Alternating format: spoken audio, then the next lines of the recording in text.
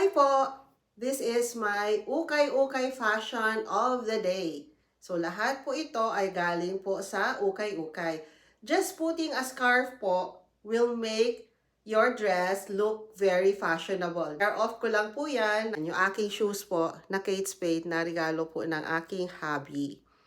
Turo ko po sa inyo kung paano po gagawin yung pagtali po ng scarf. Alam niyo po, mura lang po ito sa ukay-ukay. Ang dami po nito. Bumili po kayo kasi talagang gaganda po yung outfit po natin. So, ganito po yung paggawa ng scarf, no? Itali lang po natin dito para mas madali po siyang i-roll. Tapos po, tanggalin lang po natin dyan. So, ito na po.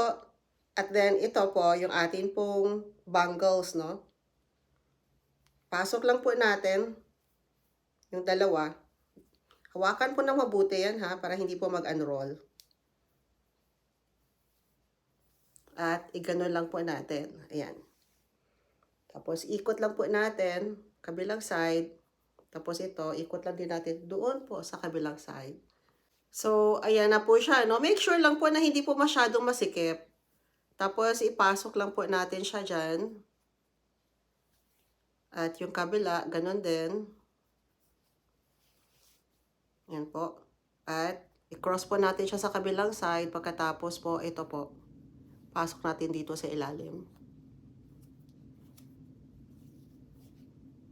Ayan po. At itong kabila, then ganun. Ipasok po natin dito po sa ilalim. So, ayan na po, no? Naipasok na po natin sila sa magkabilang side, diba? So, para po mas stable po siya, ayan, i-ano lang po natin, tie po natin na isa pang beses. So, ayan na po. So, ito po yung pwede natin gawin. Ayan, i-roll lang po natin ng i-roll po yan. Make sure po na pantay. Ayan. Pagkatapos po, ipasok lang po natin. Isa,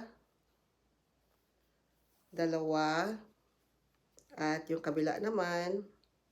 Pagkatapos po, ito, pasok po natin dito.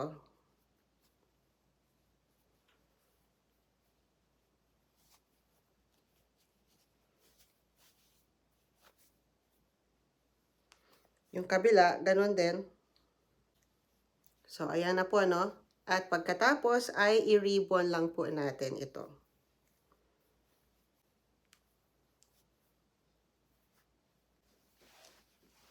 So, ayan na po.